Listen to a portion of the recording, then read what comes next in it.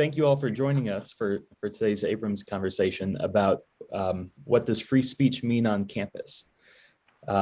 Today, the conversation is going to be led by Floyd Abrams, who's senior counsel at Cahill Gordon, also a visiting lecturer at Yale Law School and a lecturer in law at Columbia Law School. He's the author of 3 books about the First Amendment, most recently, The Soul of the First Amendment. And Floyd has argued numerous cases involving the First Amendment in the Supreme Court and lower courts. Among many other things, he was co-counsel to the New York Times in the Pentagon Papers case. We'd like to thank the Stanton Foundation today for its generous support that makes this discussion series possible, as well as thanks to the Floyd Abrams Institute for Freedom of Expression at Yale Law School. So I didn't introduce myself. I'm Michael Lindhorst. I'm a fellow at the Media Freedom and Information Access Clinic at Yale Law School. I'm going to be watching out for people's questions today. So if you have a question while the discussion is going on, please just drop it in the Q&A at the bottom of your screen. You can also raise your hand and then we'll call on you to ask the question. And with that, I'll turn it over to Floyd. Thank you, and welcome everybody. It occurred to me in thinking about a topic for this afternoon's discussion that this event, which occurs at or under the auspices of Yale, was one which would be particularly appropriate to discuss in terms of the meaning, the essence, the nature of free speech on campus. I chose the title carefully, focusing on what does freedom of speech mean on campus. I didn't choose the words academic freedom, which is something we will talk about, but because academic freedom, I believe, means something different in nature, something that Robert has written about a good deal. And I didn't use the word the First Amendment on campus because, of course, the First Amendment, by its terms at least, would not apply outside of state schools and the like, even though First Amendment principles may or may not be applied on campuses with respect to freedom of speech, free speech, or the like. I wanted to start before calling on our guest. Again, just thinking of this and where it occurs, by referring back to an extraordinary document written in 1974 at Yale by a committee on freedom of expression, which was set up after a good deal of turmoil on the campus with respect to invitations to outside speakers. George Wallace, then the racist governor of Alabama, General Westmoreland, the chief of staff of the army in Vietnam, the war raging at the time, efforts by some on the campus to invite on others on the campus to preclude people from appearing. There had been some level of violence, and Yale set up a committee to make recommendations about freedom of expression. And I wanted to read just 2 sentences to you before I introduce our guest. The very first line of their report said, "The primary function of a university is to discover and disseminate knowledge by means of research and teaching." The report then went on to discuss issues relating to outsiders invited onto the campus and students engaging in protests and the like on campus, some of which reach the level of near violence. A little bit later in the report, there is a line which addressed really to the university community, which said every member of the university has an obligation to permit free expression in the university. Every official in the university has a special obligation to foster free expression and to ensure that it's not obstructed, end quote. And one of the things I found very interesting in Robert Post's extraordinary and extremely thoughtful writing is whether he agreed with that, looking back on it or looking ahead from it. I'll be asking him in a moment, but I raise it because the issue of what is allowable, what should be allowable, what role the university ought to play with respect to, if any, with respect to the fostering of free expression, which is not directly related to the discovery and dissemination of knowledge by means of research and teaching. How we should be thinking about issues like that. I will call on Robert Post first. He is a Sterling Professor of Law at the Yale Law School, former Dean of the Law School from 2009 to 2017, the author of a number of extremely thoughtful and important books with respect to freedom of expression, one of which is entitled For the Common Good, Principles of Academic Freedom. I should also say that Robert Post is, in a sense, the father of the Abrams Institute. It was his notion, and he called me, and we're all together now. So thank you again for that, Robert. And Catherine Ross is the Lyle Alverson Professor of Law at George Washington University Law School, the author of a number of extremely well-received and often prize-winning works relating to the First Amendment. One of her books is titled Lessons in Censorship, How Schools and Courts Subvert Students' First Amendment Rights.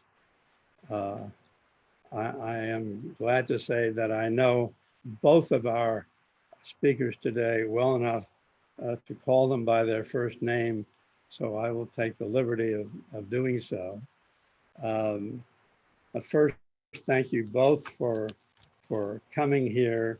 It's really rare to have experts and First Amendment experts of your quality to come together and discuss such matters. I did want to start with Robert, maybe going back to the Yale language, but even more broadly, having read a lot of your recent works. And I think it would be interesting and useful as an introduction to our discussion to just to ask you a general question about whether you think that beyond the protection of academic freedom on campus, that the broader topic of free speech or on public campuses, First Amendment on campus, is one which you think has been overstated through the years by people discussing issues such as protests on campus and the like. Well, how would you sum up your views, Robert. I think you're muted. I am muted. Thank you. Thank you, Yeah. Floyd, for that very kind introduction. And it's a pleasure to be on the panel with you, and especially with the Abrams Institute, and especially with Catherine here to join us. It's going to be a wonderful afternoon. So how should I put this? In my view, we interact with each other as social human beings. And as we regulate the speech by which we interact with each other, we regulate and create the roles which we inhabit in social life. So there is no distinction between the regulation of speech and the creation of appropriate social roles. That's premise number one. Premise number two is that going back to your very careful delineation of the title of this program, distinguishing on the one hand technical First Amendment, which applies only to state schools, and freedom of speech on the other.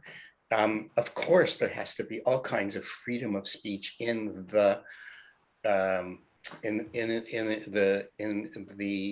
ordinary sense, in the sense of ordinary understanding on universities. Universities could not do what they have to do unless people felt in many ways free to talk.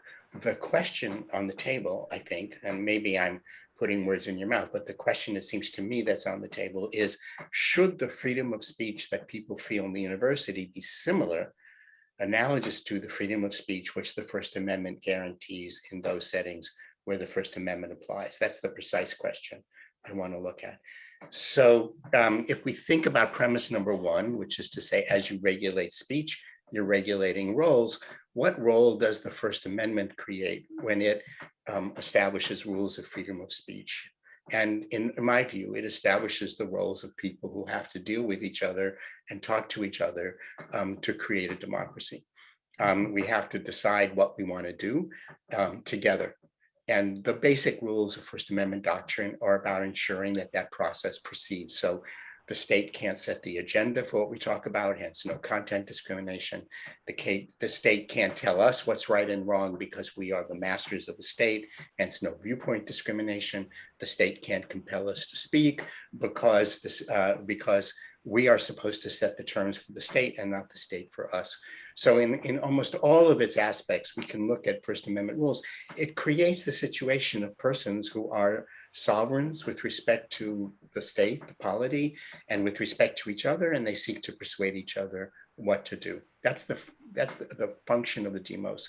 That's the function which First Amendment doctrine and the kinds of First Amendment rules we're talking about are established to create. They're basically political. They establish political equality. The Supreme Court has said, for example, that there's an equality of status in the field of ideas. That's mostly. Of course, that's nonsense. There's no equality of status. There's good ideas and bad ideas. But for purposes of the First Amendment, there can't be. Why? That's not a statement about epistemology, about truth. That's a statement about political equality. The state means, what we mean by that is everyone's idea is of equal worth when it comes to directing the political actions of the state, not that everyone knows how to construct a bridge that will withstand stress over a river. That we don't mean to say. That would be an absurdity. So what is the function of university? As you cited the Woodward report from Yale, very importantly, the function of university is one, to create knowledge, and two, to teach. These are two central functions of the university. And in order to accomplish those functions, we need to be free to speak in all kinds of ways.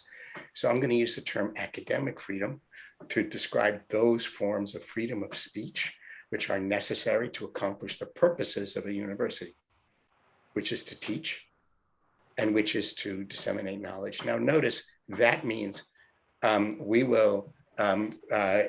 theory of what speech is permissible and not comes from a theory of education. How do we educate people? And if forms of speech are contrary to education, we ought not to permit them because our function is to educate. And if we look very carefully at the Woodward report with which you started this conversation, C. Van Woodward, in very famous language, says shock, hurt, and anger are not consequences to be weighed lightly, but nevertheless permitted. We have to permit speech And he is now speaking in the language of the First Amendment, where we cannot regulate speech because it's indecent, because it's offensive, because it's humiliating or abusive. We can't regulate speech like that. Why? Because we're politically equals. And what's abusive to one person isn't to another, and the state isn't there to adjudicate that as between us, the sovereigns of the state, when we act as sovereigns and speak. Is that true in a university? So if I permit one student in my class to call another a racial epithet, can I do that, or does the First Amendment prevent it? If I were in a park, the First Amendment would prevent it, because in the park we're acting as political equals. In the classroom, we're acting under the sign of education.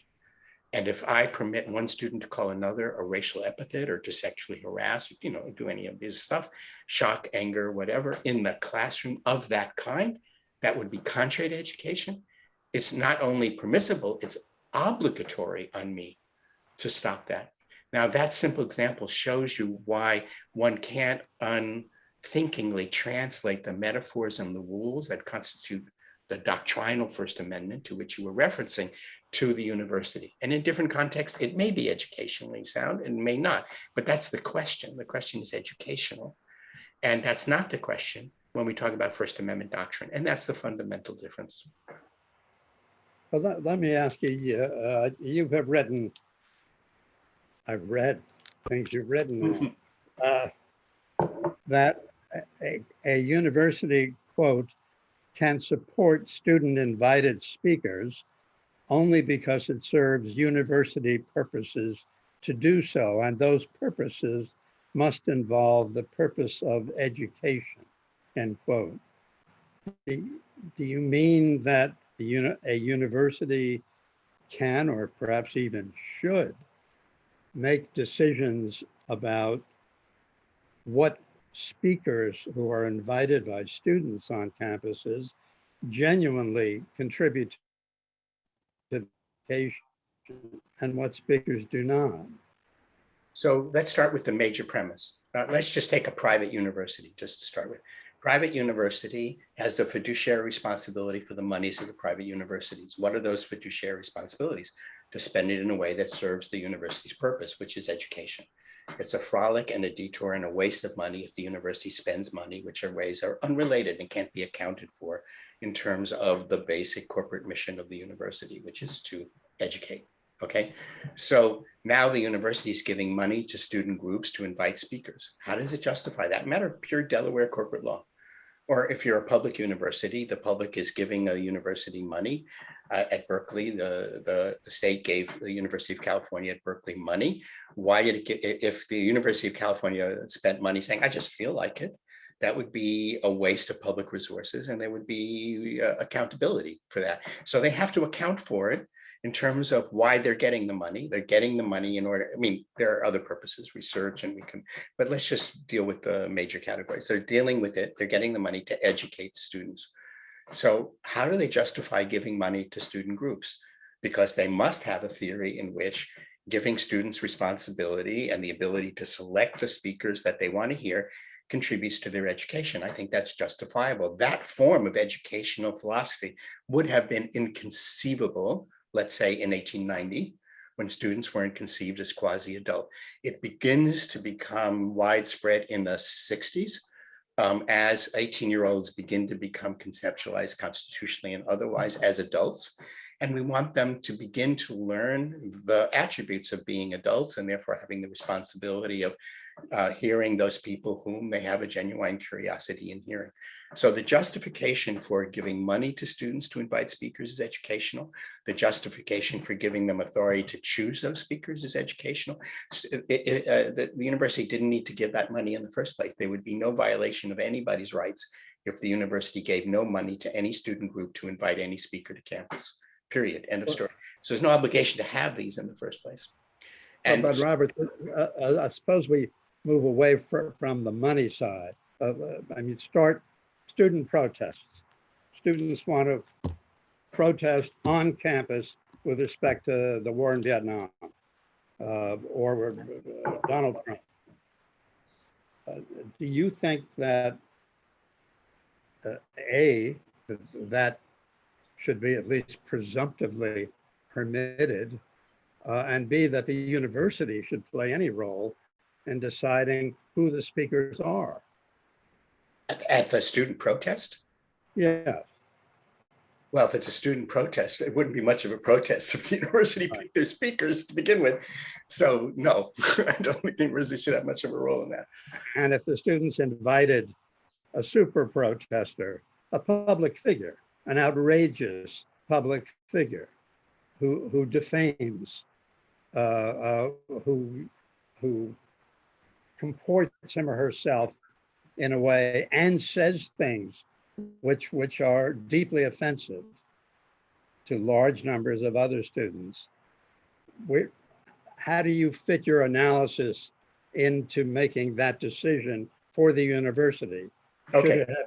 Should it play any role? So let's put aside the usual case, which is the students invite somebody and the university says, no, that speaker's not educational. We're not spending our money on that speaker. Let's put that aside. And let's deal with the case that you postulate where the students themselves are speaking and they're inviting a speaker. Let's simplify it and just say the students themselves are speaking. So at Yale and at several other universities, we had a terrible set of student demonstrations where students marched in front of the Women's Center and they were chanting, I'm going to get this wrong because I find it so horrifying, I can't really get it right, but something on the order of no means yes, yes means anal. This is what they're chanting in front of the women's. And the question is, can you discipline these students for this protest? And in my view, yes, you can, because the students are acting in ways that are inconsistent with being part of the educational community. Being part of the educational community and defining that community in the correct way and allowing parameters of dissent and disagreement is, of course, essential. But there are also boundaries to it of exactly the kind that I started with C. Van Woodward. Certain kinds of civility, certain kinds of speech, which disrupts the educational community such that it countermands the very purpose. If that's true for the speech of the students themselves, a fortiori, it would be true of people who the students invited who aren't the students themselves. And if students invite Charles Murray, who is a controversial figure, sometimes well-regarded, sometimes not. The issue isn't controversial. The issue is it outside the bounds of the educational community? So often controversy adds to the educational community. The educational community is about having to learn with ideas with which you disagree, which we may find offensive, all sorts of things like that. So drawing these boundaries, that's a matter of educational philosophy. That's a matter of how one determines education. Whereas the First Amendment draws these boundaries in categorical ways, which are quite different. Catherine, time to have a chance. Hey, so much to respond to. Yeah, yes.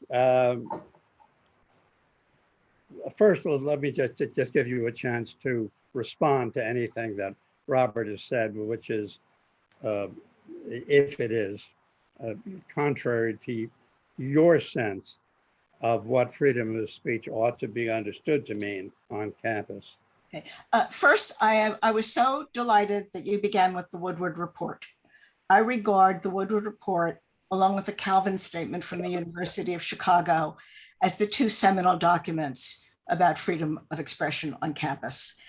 And they underscore that we're not just talking about the First Amendment, because of course these documents and the subsequent work that Jeffrey Stone did at Chicago updating Calvin, they're from private universities that have no obligations under the First Amendment, but have voluntarily undertaken to fulfill a commitment to freedom of expression.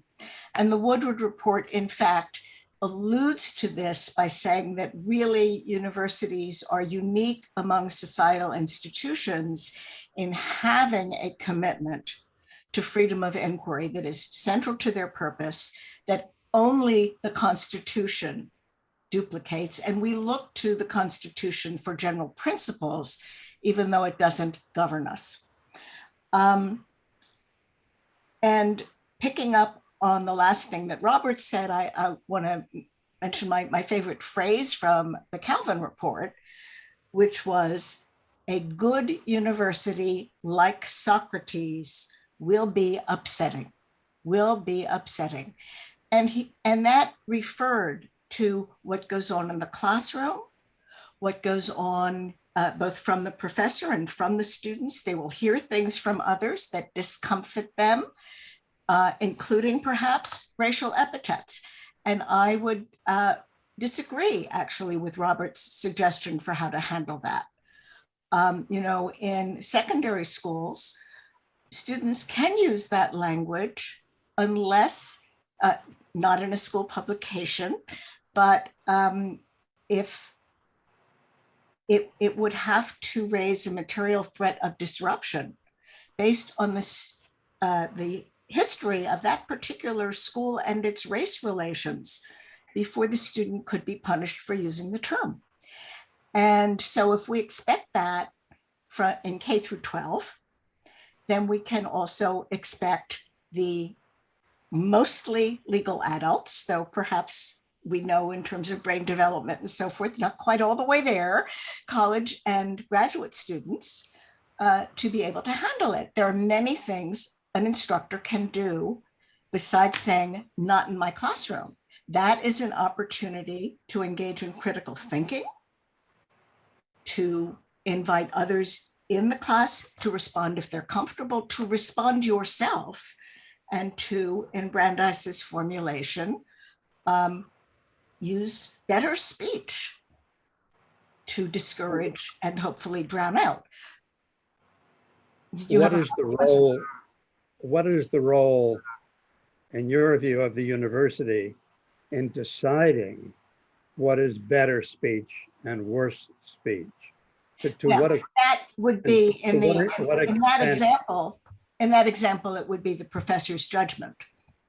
Now, of course, that could go the other direction. There could be a very bigoted professor who uses the word themselves, not in quotations. That's a different question. And I think that goes more to the academic freedom, which is to some extent subject to professional norms and standards, but not as it gets to the core function of instruction.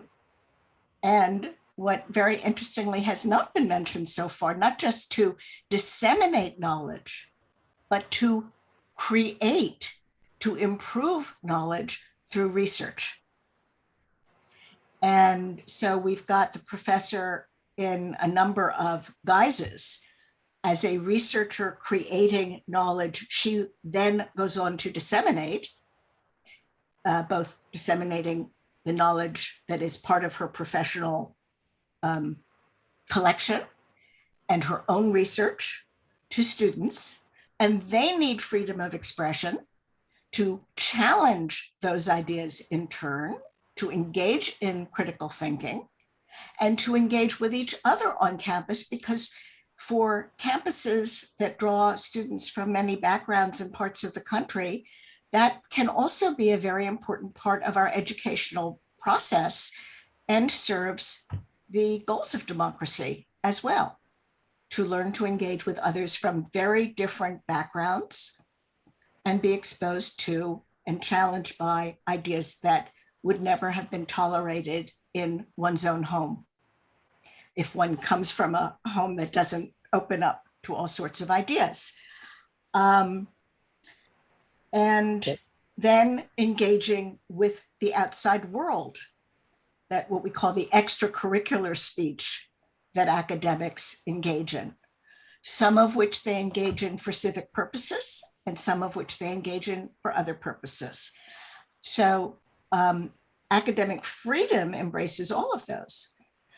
But students also have speech rights, as Robert indicated, if they're having a protest on campus or handing out leaflets. And I agree with Robert that if a university tells students, you have the right to invite speakers to campus as an organization, then the administration shouldn't be able to say, but not that speaker, although they can try to influence decisions. They can use moral suasion, as Kingman Brewster tried to do on a number of occasions recounted in the Woodward report. But they have no obligation to allow students to invite outside speakers. Arguably different if an individual faculty member says, I want to invite a guest speaker to my lecture course. That comes perhaps closer to academic freedom, but there are two complementary things going on with a lot of different players and a lot of different spaces in the university. Well, what about a state school and a student organization that invites a speaker, one of the questions we've had already, who is known to encourage anti-Semitism? What should the role of the college or university be, if any, in that circumstance? Well, unfortunately, that's not a hypothetical. We have seen exactly that in 2017. And here we have an interesting conflict of principles. And well, I have to modify it a little. What happened at the University of Florida with Richard Spencer was a little different because he rented space from the university. He wasn't invited, but he took advantage of a standing offer. And once a university says our auditoriums are available for rent, the state cannot distinguish among those speakers. It's open to all, but not can't be denied based on content or viewpoint. But the president of the University of Florida made a very strong counterstatement, a set of counterstatements. But on the very day of Spencer's speech, first of all, they isolated it. They rented him an auditorium that was very hard to get to intentionally. And you know, under other circumstances, there might be some First Amendment issues there, but it was still accessible. But they had the carry-on at on the university play "Lift Every Voice and Sing," the Black National Anthem. He gave speeches about how reprehensible some of these views were, and I think that's appropriate.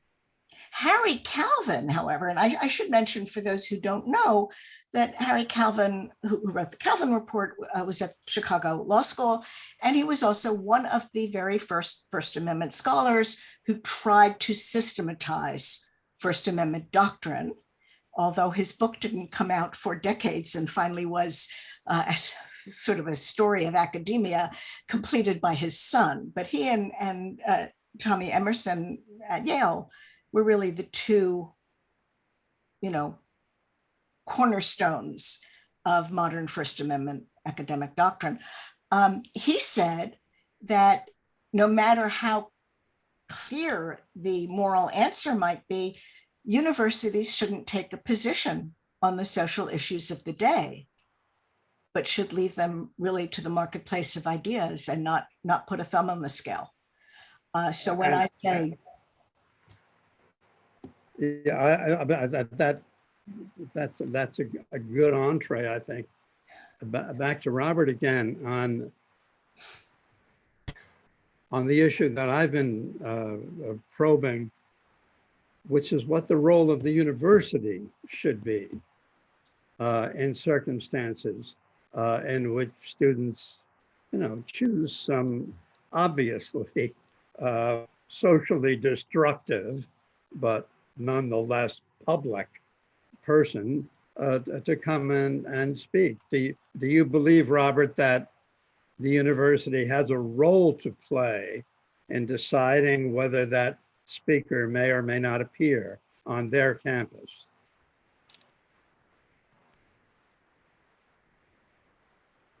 We can't hear you again, Robert. Sorry. So I always thought it was etiquette to mute. So let me break that into three parts. First, what is the role of the university? So the German university from which the American Research University derives understood itself to be a locus of expertise, which was apolitical.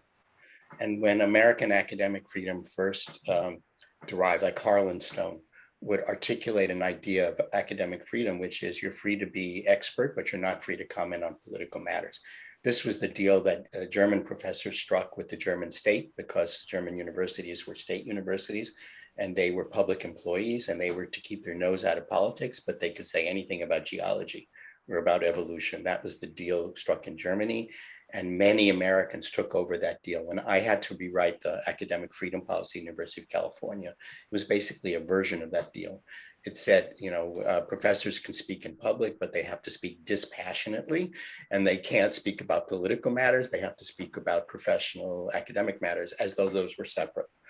And because American universities, a large number of them were land grant universities, and because American professors wanted to be useful experts, useful to the state in ways that German professors disassociated themselves from the state, American academic freedom never made this distinction. And the distinction in American academic freedom is between competence and incompetence, not between political and discipline. So universities can and do, and professors can and do say lots of things that have to do with social issues. They just have to say it from a professional point of view rather than from the point of view of in a small p sense, political. That's point one. Second, point two, your question was, what about a student group who asked an atrocious, horrible speaker to campus, can the university do anything about it? When I was at Berkeley, they asked David, there was some group that was sponsored by Middle Eastern money that invited David Irving, the noted anti-Semite. And I, published an article saying, look, the students invited him, let them have it, just nobody go. Let's not make it an issue of whatever. I still get hate mail from that. That's my instinct as a political matter. As a theoretical matter, it's a slightly different point. As a theoretical matter, if it is the case that the university is permitting students to invite speakers because it serves the educational purpose of the university, and I want to say, as a matter of just plain old corporate law, it would be incomprehensible to me that they would allow them for any other reason. If they allow them for the reason that it's educational, if the speaker would sufficiently disserve the educational purposes of the university, then there's a theoretical ground for suppressing it. And you have to balance the educational function of having a bad speaker and of whatever controversy against the educational function of having the speaker there in the first place. And so I don't think it can be ruled out absolutely. I don't think the language of rights is the appropriate way to understand this. I think the appropriate way to understand this is, in the long term, what serves the purposes of the university, and these are educational purposes by hypothesis. That's the second point. And the third point I want to make, and this is a deep point that Catherine and I may or may not disagree on, I don't know, but the issue is, what is the role of civility in universities as distinct from the role of civility in the general public? So Catherine mentioned the Chicago report. So I want to read a sentence from the recent Zimmer report at the University of Chicago. He says, although the university greatly values civility, and although members of the university committee share in the responsibility for maintaining a climate of mutual respect, concerns about civility and mutual respect can never be used as a justification for closing off discussion of ideas. That's a very interesting sentence, because it says it can't be used to close off discussion of ideas. So suppose I have a student, I have a class, I don't suppose anyone would disagree with this, where one is calling another racial names, the N-word or whatever. I don't know a professor in the country who wouldn't shut that down. Now, how is that compatible with this sentence? Is it because it's not about ideas? Well, of course, I could make the claim it's about ideas. In Cohen versus California, I say I can't separate ideas which are emotional from ideas. So what does that sentence mean exactly? It would be my obligation to shut down a student who is doing that. And yet this sentence seems to say you can't do it. So what the hell does this sentence mean? I want to make this suggestion. Actually, the university's obligation is to teach people to reason together. That's the obligation of the university, to learn how to be thoughtful, to have a conversation, to learn. So lots of ideas are offensive, and you can't learn unless you're willing to face down offensive ideas, troubling ideas, disturbing ideas, etc. Civility is a different concept. Civility is the terms by which we have a conversation that can be constructive, as distinct from a conversation about one subject rather than another, or one idea rather than another. The notion of civility is orthogonal to the idea of the particular ideas at stake. Civility is about how we go about expressing rather than what we express. And part of reason, I don't think you can have a reasonable discussion. I don't think you can learn unless you have civility. Civility is what allows two people to coordinate their thinking about ideas. And from that point of view, it might even be obligatory upon a university, and that's what we do in every classroom, to teach students how to be civil. From that perspective of being civil, you learn how to listen, you learn how to reply in a way that's constructive rather than destructive. That's what we teach. And of course, there are better and worse than ideas. That's called grades. That's our obligation, to teach better and worse ideas. And I think if we're to teach students how to be thoughtful and to reason, it might even be our obligation to be civil. So when you see a sentence like that, what you see is from my perspective, the mechanical importation of First Amendment doctrine, which prohibits the state from enforcing rules of civility, into the context of a university where civility has an entirely different role to play. Could I pick up on this Catherine, question that Robert raised about whether we agree on Yeah, civility? That is a really difficult one for me. As a person, I'm a great believer in civility, and I like to set a nice dinner table, and, which isn't the intellectual ramification, but it's all connected. But first of all, John Wallach Scott gave a very important talk a number of years ago about civility, and pointed out in a way that I found convincing, although not where I started out, that civility is one of those terms that can be misused, just like disruption, to mask political and viewpoint differences. So we need to be very, very careful about that. Yes, agreed.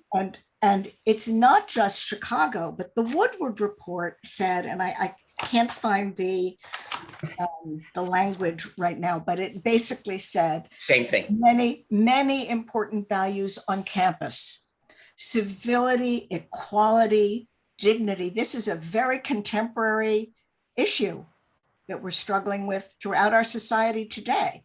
It's back in 1974, but none of them counterbalance our commitment to freedom of expression. That is the overriding value of a university, on which it's plainly false. It's false. I'm saying, so the policies that these major universities have adopted, and I'll mention that about 100 colleges have adopted the Chicago statement as it's referred to now. This runs through this. So this is an issue that we really need to grapple with.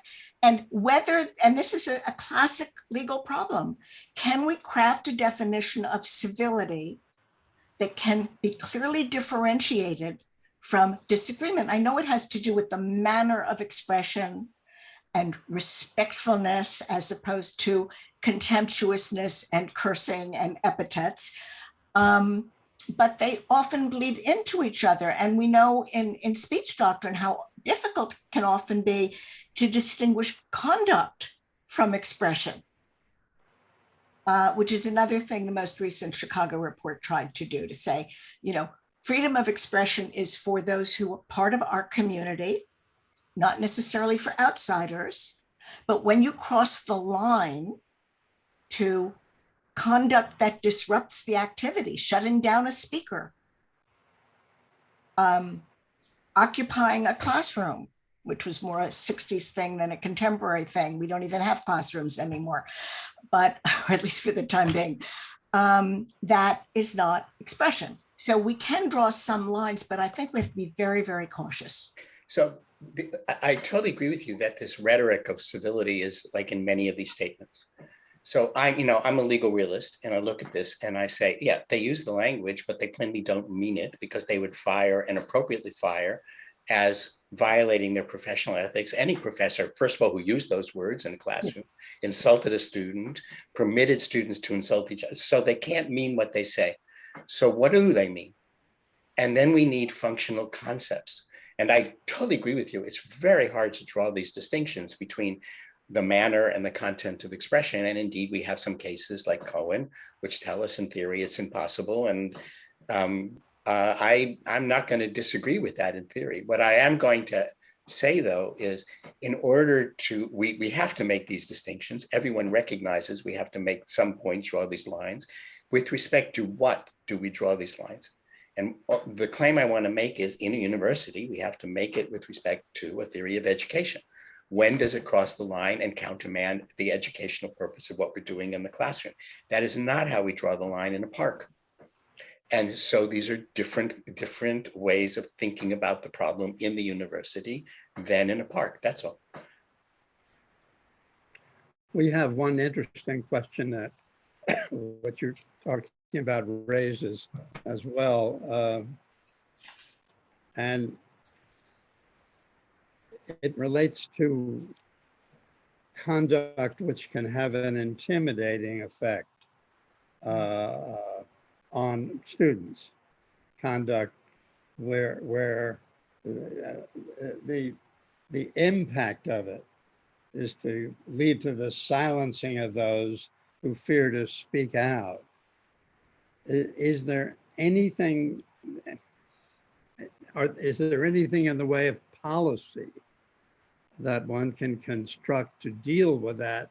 Or is that just a Stewart, I know it when I see it? You take it or shall I? Yeah. Well, I think this is, as you say, something that goes far beyond the law, not just to policy, but to social science understandings and longstanding social issues. So one can be extremely hurtful without using charged terms. And one can do that even under the guise of being supportive, which we often refer to as paternalism. That would obviously fall into an area where it would be very difficult to call a faculty member or a fellow student to account, because you'd be getting into a lot more subtle issues about the nature of communication. You'd need to show that the person who was speaking understood the impact that their expression would have on others. And it also goes to this whole notion of whether there is a right, a reciprocal right not to be hurt by speakers. And all of the jurisprudence tells us there is no right not to be hurt by speakers. You are supposed to turn away, cover your ears, throw the mail in the trash, and speak back, push back. Now, I totally understand that someone who is already feeling insufficiently prepared to be in an environment is going to be in the worst situation to use more and better speech. And that's why I've argued in a number of settings that we cannot rely on the victims of hate speech or otherwise hostile speech to defend themselves. This is an issue for our society as a whole. And the so-called bystanders are the ones who need to step up more, who need to acknowledge, to be sensitive to the experience the victim of speech is having, and to speak up. And there have been some beautiful examples of this on college campuses, including one where an African student was insulted and somebody on a sidewalk, and somebody filmed it and put it on YouTube. And the next morning, a huge crowd showed up to escort her from her dormitory to her first class. And there have been other episodes like that. And we know that in terms of bullying and sexual harassment, if third parties step up, that is very shaming to the evil speaker. And I think that's a better way to do it than to try to figure out how to silence those kinds of insults. Well, Robert, yeah, please. so the law is full of these, what Catherine was calling very hard distinctions. So the distinction between harassing and bullying, most people would not say that's a problem of regulation. But what is bullying and what is harassing? So we start with the question of intimidation. It cannot be the eggshell plaintiff. It cannot be an eggshell plaintiff. It can be, I experienced it intimidating, therefore it is. That cannot be the test in an educational institution, because the meaning of education is to bring out, to lead out, educate, to lead away from who you are. The process of growth, which is education, is often extremely painful. It's extremely intimidating. It's very delicate process, and it can be hurtful. And when the cases are full in the 1920s, you have professors lecturing about evolution, and the Christian students in the class say, this is terribly intimidating because it's making me question the meaning of the world, blah, blah, blah, blah. You can have an infinite number of examples like that. So whatever it means, it cannot mean I feel intimidated, therefore. That is not the form of the argument. It has to be an objective sense, and this is where we go back to civility, which is not just a matter of what you think or I think. It's a matter of the social norms that define the forms of social coordination that allow us to deal with each other on terms that the society regards as appropriate. That's what civility is. So there must be an objective standard of what's intimidating. If I am going after a student in ways that my professional peers would say is intimidating, if I'm, another word for is bullying, but that's to that's to prejudge the situation.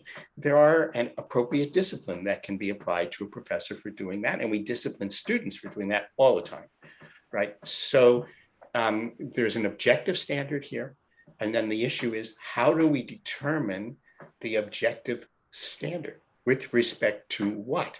And once again, I come back to your original formulation of the question, Floyd. However we do it, we don't do it the way we would do it in a park, which is to say, we don't do it by reference to the ordinary doctrine of the First Amendment, which is set for a park, which is set for a community of strangers who are not united by a common purpose. In the university, as an institution, we are united for a common purpose, and therefore we set the standard by reference to what serves or disserves that purpose. And that requires a sophisticated understanding of what it means to educate, and the forms of intimidation which are often necessarily implicated in education, and the forms of intimidation which go beyond and are counterproductive of those purposes. That has to be the relevant criterion. But Robert, what should a university do with respect to a prospective speaker invited by students who they are very confident is educationally worthless?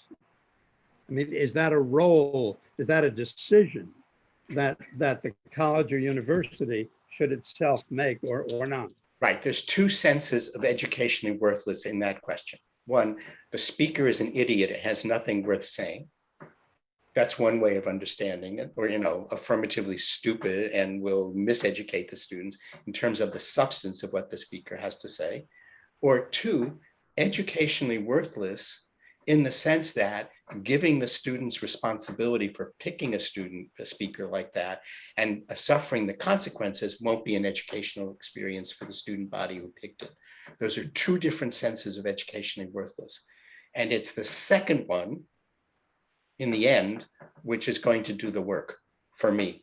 That is to say, why did you allow that speaker to be there? Because I'm giving you the education of picking speakers, and that means making mistakes, because you learn from your mistakes when you pick speakers. But sometimes the negative effects of a speaker on a university campus are so great that they can overwhelm even the negative effects that they might have by learning by making a mistake, in which case you have a decision to make. So that's the way I would parse the question. I don't think there's an abstract answer to it, but those are the stakes to me. Catherine, what's your sense of that? In a situation in which whatever, quote, the university is, but the, the entities that run things and are acting in good faith and the like, and they are sure that a prospective speaker has no educational value. Okay. What should happen? Yeah, I can think of an example that's a little bit different from the two that Robert proposed. And one is a very popular controversial speaker who basically comes out and throws out phrases and insults and grunts and has not even a coherent presentation and has been invited to many campuses. And this actually imposes a lot of costs on the university. University said to students, your group can invite speakers and you have these resources and you can use the space.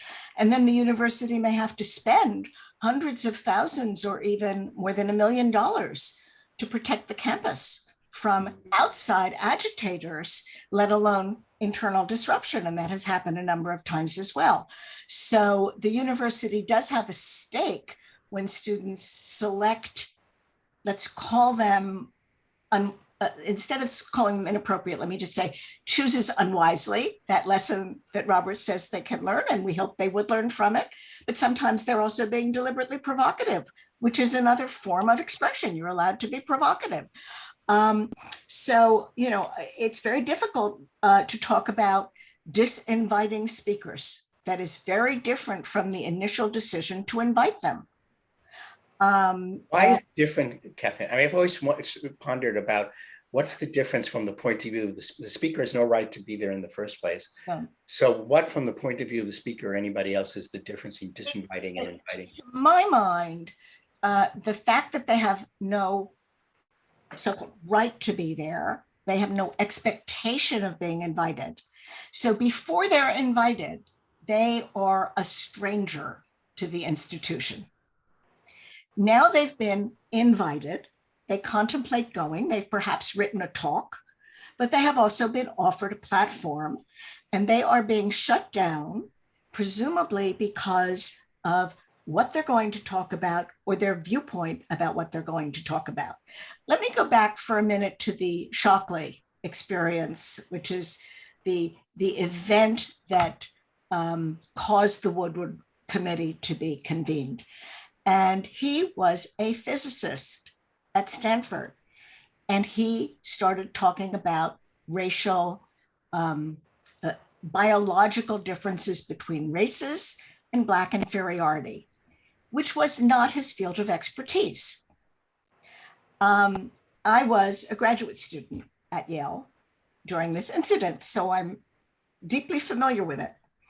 And I thought at the time, well, the university could say disinvite him because he's being asked to speak about something he knows nothing about. This is not his field. And you could say when speakers are invited, they should be invited to speak about some sort of expertise, which goes back to that German notion, but not saying you can't talk about it, the implications of your knowledge for the contemporary world. I think the latter is really important, but I'm an American. So nobody really made that distinction. And then the issue was, how do you respond? And I agree with what Robert said earlier. You don't shout him down, as happened, so that he never even got to take the platform. The university secretary was shouted at in trying to set up the meeting. And after about 45 minutes, he said, we got to empty the auditorium. This isn't going to happen. But there were picketers outside who were quiet, who were not disruptive. You could enter the hall. So the university administration, I think wisely didn't say, no, he can't come. But they did try to put it in a place where access could be guaranteed for those who wanted to go. They did not discourage people from picketing outside or from speaking against Shockley's views and using a First Amendment model for responding. But I will also say that beforehand, the university tried very hard to dissuade those who wanted to invite Shockley and they managed to get a number of groups not to do it. And I think that's the place before the invitation. Or they certainly have the right to do a structure that says pre-approval is needed for outside speakers, particularly if we've given you a budget. That is not a model that I would want to promote. But in a private university, I don't think it would violate, it might strongly inhibit freedom of expression, which is why I wouldn't want to promote it, but I don't think there would be anything illegal about it. I mean, I think back to the invitation at Columbia University a few years ago of then Prime Minister Ahmadinejad of Iran, where the way Columbia handled it was, yes, he'd been invited, and yes, we're not going to disinvite him. And by the way, I think there's a real difference from a First Amendment perspective in disinviting and not inviting. Can you explain that? Yeah. I think the message of the disinvitation is one which by its nature is contrary to the theory of living in a free environment, that once the invitation has gone out, it should require a much shorter, it should be an emergency situation. Living in a world in which some people aren't invited to speak is one thing. Living in a world in which people have been invited to speak are then canceled seems to me a worse and more speech suppressive world. Got it. That's what I think. But I want to give a few more chances of questions from the audience. So Michael, could I ask you to surface again and pick out a few? Hi, thanks. So we've had a couple questions about looking for examples or more discussion about speech that has no educational or other value. One person cites a quote that says there are two kinds of suffering, one that creates suffering and only suffering, and one that creates suffering that leads to development. So she was asking, is there speech out there that does not lead to development? Or looking at another way, are there bad or wrong ideas out there that don't further the educational mission by making you consider and then reject them? I'd like to respond to that with reference to the case that came down in the Sixth Circuit just a few months ago about the use of pronouns with respect to students in a classroom. This is the Meriwether case. And this was a professor who was a religious Christian, and he did not want to call a transgendered person they. And he tried to come up with some other solutions, like using only the last name or putting a disclaimer to the use of the term they on his syllabus, and the school said no. And this went up to the Sixth Circuit, which said that he had speech rights not to be compelled to do that. But more importantly, in terms of this question, that there was educational significance to the choice of pronouns and the exposure to different viewpoints about what that use of pronouns signified. And the unanimous panel said, this is a matter that is currently very much the focus of political and cultural attention. It's a big contemporary issue, how to respond to people who are transgender and their requests for how they want to be treated. And therefore, confronting this issue in the classroom served really important educational purposes. And I think that is a very good way of framing what is and is not educational, and whether you have to limit your understanding of, if we're in a calculus class, he wasn't, he was in a class that had perhaps more relationship to this issue. But if you're in a calculus class, could the use of pronouns still be an educational exercise and an opportunity for people with different viewpoints to engage with each other? And I think the answer to that is yes. And I'm afraid that if we start trying to distinguish what is educational, again, we're going to have a lot of problems with line drawing, whether the administrators are well-intentioned or ill-intentioned. So I want to say, we may have a lot of problems with line drawing, but they're inescapable. I mean, that's what universities do. They draw lines all the time about what you can and can't do. So it cannot be an argument against something that it's a line drawing problem. Well, let me just back up for 1 minute. This is the atmosphere in which we're in. Yeah, but the kind of, obviously universities are going to decide what departments they're going to have.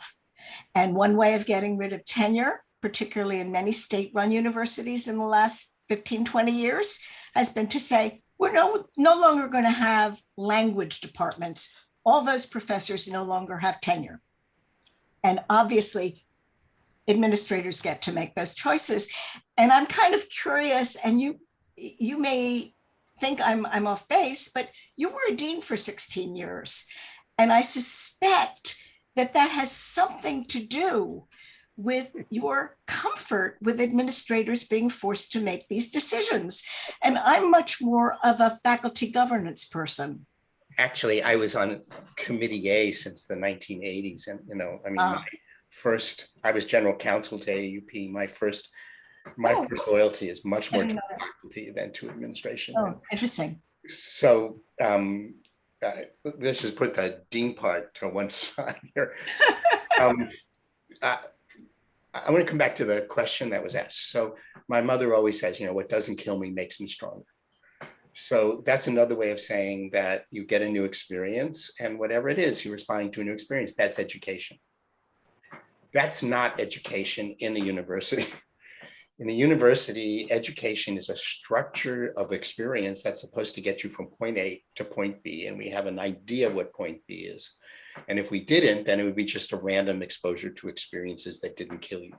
So what we need to know is, what is the relationship between the provocation, whether it's speech or action or whatever, and the student's path of development, which is normative in a way that the First Amendment is not normative. I mean, that's where we start. There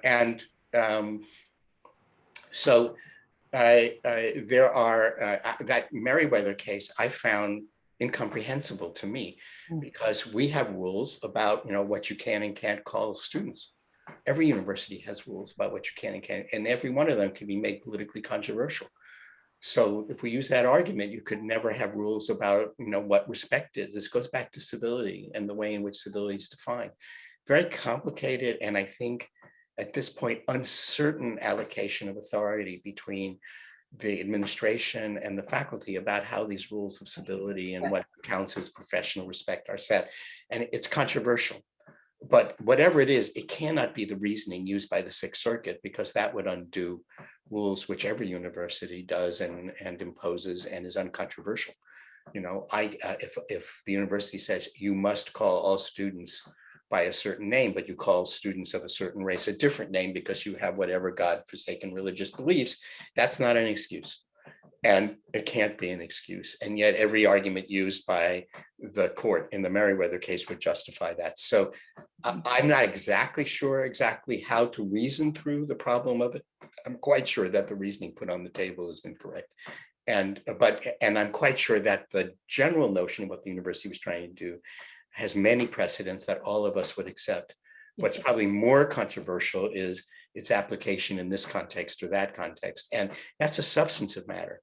And so it becomes a much different and more difficult form of conversation about who has the authority of setting those substantive rules, administration, faculty, whatever. To me, that's the way I would go with that. Well, that's also a classic First Amendment problem, because the principles always have to be applied to constitutional facts, and the facts make all the difference to the outcome of the case.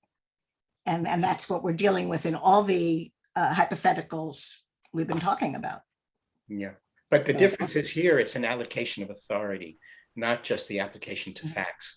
And in the First Amendment context, there's no allocation of authority. No one gets to make those rules, Right. neither the administration nor the faculty. So here it's a different, it's a different setting. It's a different kind of problem. Michael? So the discussion has really focused on private universities, but there are a couple questions about public universities. First, more generally, maybe, how does the university's purpose of education and what it's doing to promote that purpose fit in with the fact that it's a state-run university? And then maybe a separate but somewhat related question: what do the panelists think about the current situation where state legislators are trying to pass rules about what can be taught in the universities, whether universities can teach about systemic racism and things like that? Yeah, so the first point is, if you look at democratic theorists like Amy Gutman, who was, maybe still is, the president of the University of Pennsylvania, the notion that a democracy can exist without democratic education is a fallacy. Citizens have to be responsible to govern themselves. They can only govern themselves if they are responsible. If they're not responsible, if they haven't internalized certain virtues like truth-telling, for example, or civility for another, you cannot have a functioning democracy. So any serious theorist of democracy says you need an educational, this is from Dewey on, any functioning system of democracy has to have a form of public education that gives citizens not merely the skills and not merely the cognitive capacities, but the character which is necessary for democratic citizenship. So there is no contradiction between it being a public and it being it being in a democracy. In my view, that's the first point. And the second point is, I think most of these laws should be, but I doubt if this court they will be, blatantly unconstitutional, because they violate the most primitive forms of academic freedom, which is the university's freedom to tell for itself what is and is not worth teaching. I agree that these are examples of legislatures that say we really don't care. We know what the Constitution says. We are passing a blatantly unconstitutional law.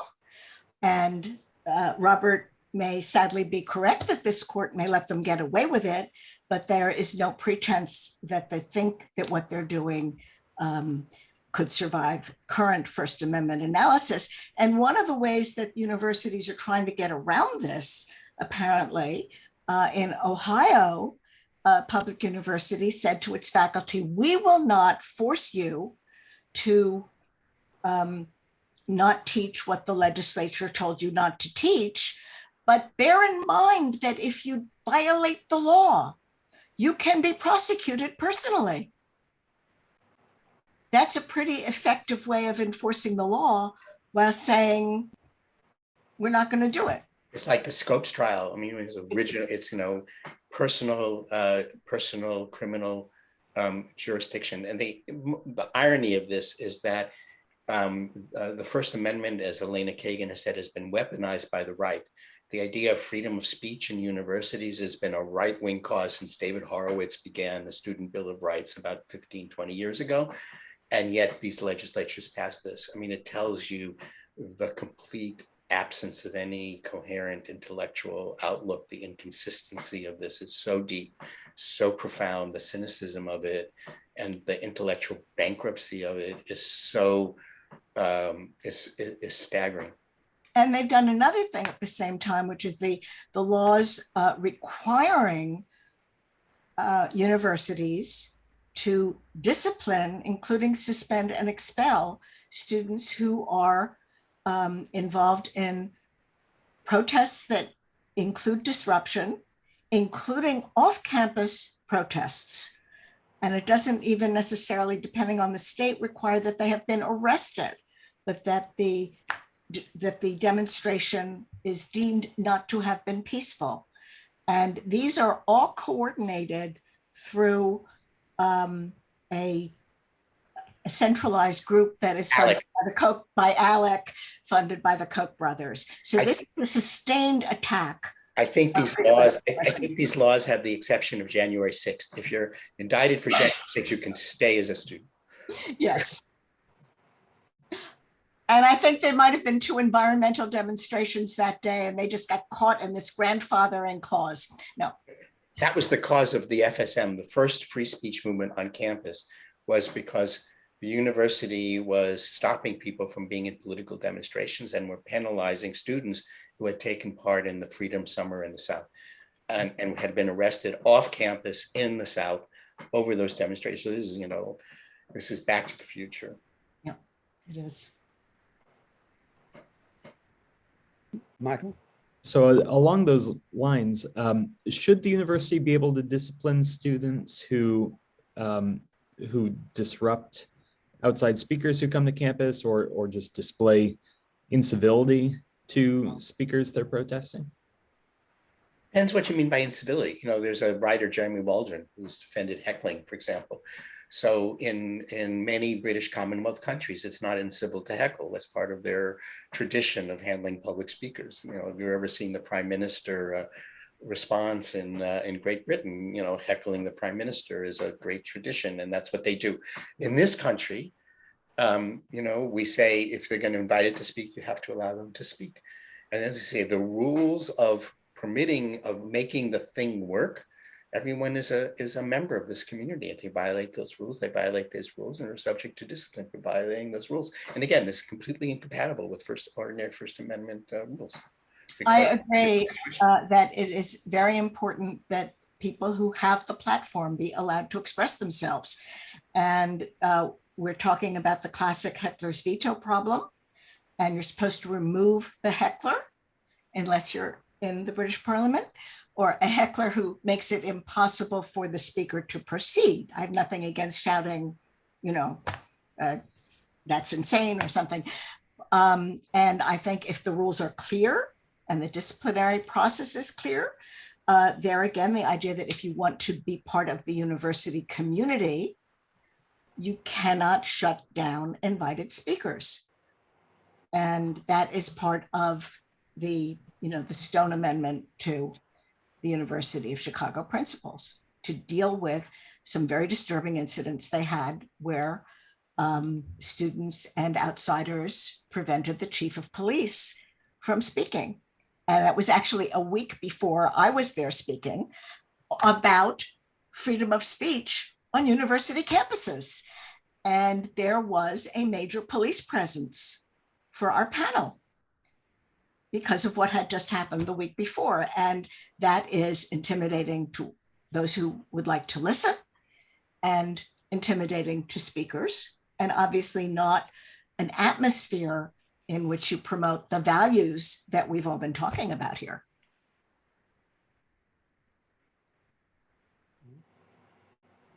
So we have another question about whether schools should have absolute discretion in what they teach.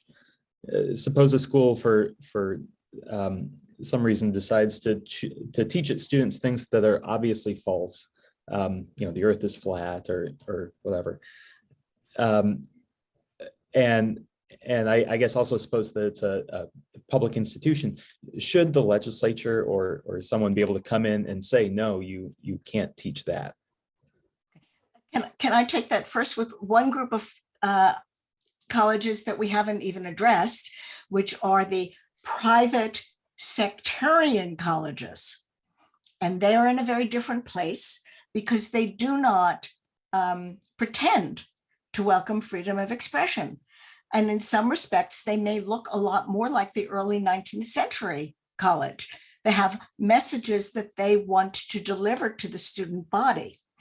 And I will come back to the lying or untruthful part of this, but their academic freedom is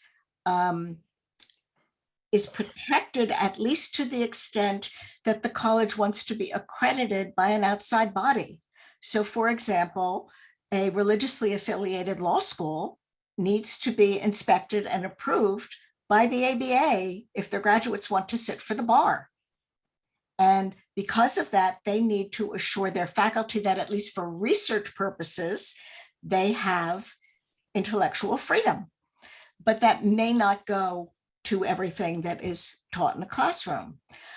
Can the legislature stop what it perceives to be lies in a classroom? Well, one could say that actually these laws about teaching race relations are imposing a duty to lie, or at least to lie by avoiding speaking truths. And the problem is, if you were to assume that the legislature would be a body that wants to promote truth and scientific knowledge, which would be in many states a different world from our contemporary reality, then we are at the classic problem of who determines truth, which is actually the subject of my forthcoming book on lies. Is there a right to lie? And the Supreme Court said in Alvarez, the state cannot decide what is true and false. And there are a whole bunch of constitutionally significant reasons why the First Amendment does not want the state to be, or doesn't allow the state to be, the arbiter of truth. So even if we might say state universities should really be teaching the right things or the true things to students, it becomes extremely difficult, and the opposite of the Scopes trial. But there are very, very few areas where that is.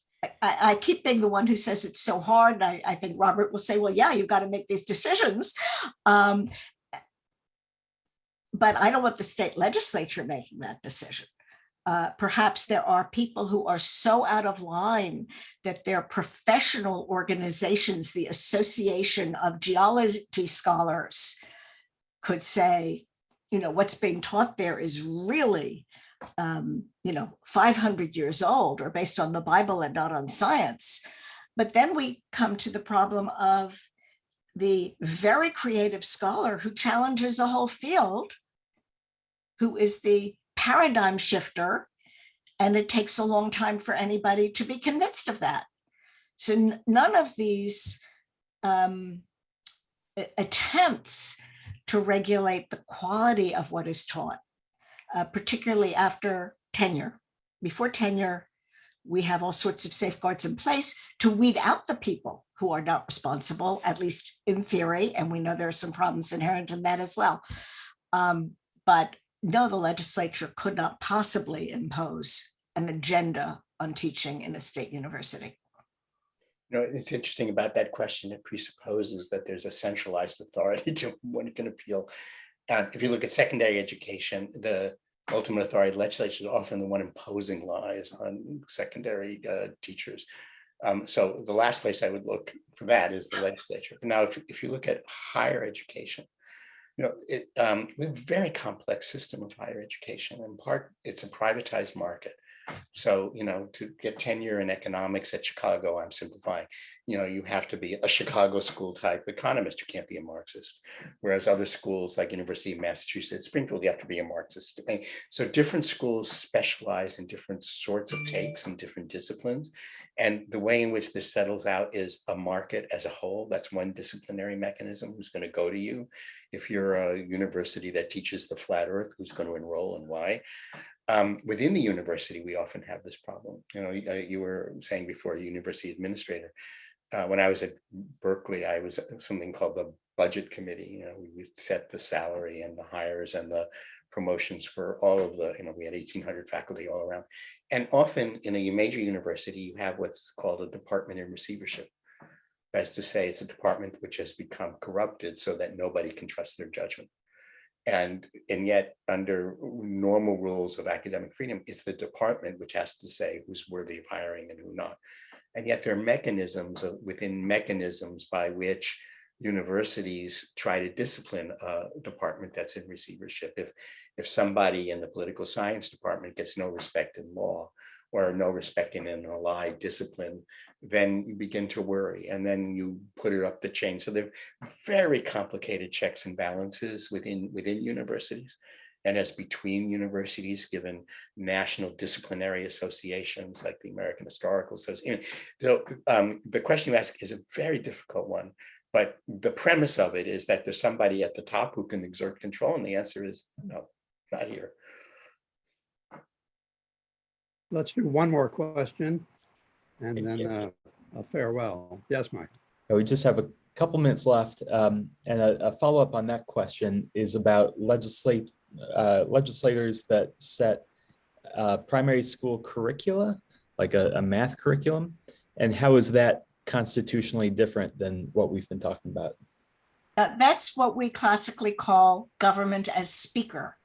Someone must choose what schools teach at the K through 12 level, where the schools are closely regulated and licensed by the state.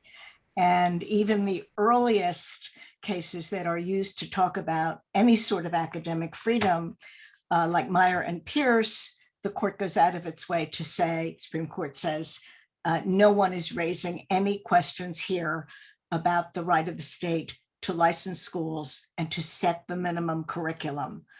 Now, one could say that a state university is also a child of the state in which someone needs to choose the subjects and the textbooks and so forth.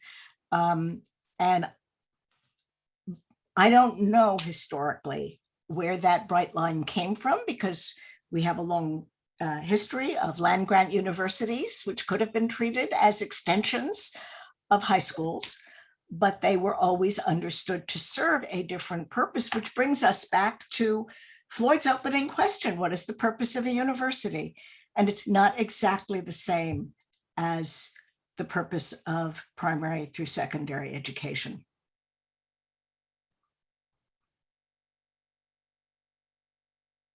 Well, we've had a busy hour and a half here. I want to thank Catherine. I want to thank Robert. I want to tell the people who've written questions that were not asked for time or other reasons, that we will send them on to the panelists, for them to at least know what it is you are asking. And to say as well that our policy here is not to censor or eliminate questions which people have proposed that we ask. We have had one request to that effect. So thank you all. Thank you again, both of you. Thank you, Michael, and thanks to everyone in the audience. Have a good day, everybody. Thank you. Great questions. Thank you so much. Thank you, Floyd, for inviting me.